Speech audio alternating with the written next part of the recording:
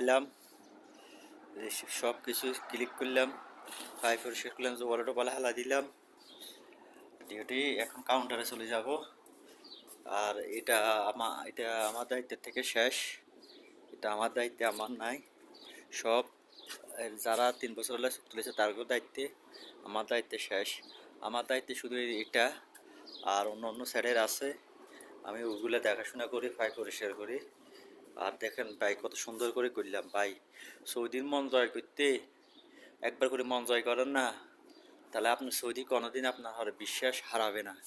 তো আপনি করে কামে করে গ্যাবারিতে করেন, কামে করে আপনি ফাই পরিষ্কার সুন্দরভাবে না করেন ভাই, সৌদি আপনার মন বয়াবে না।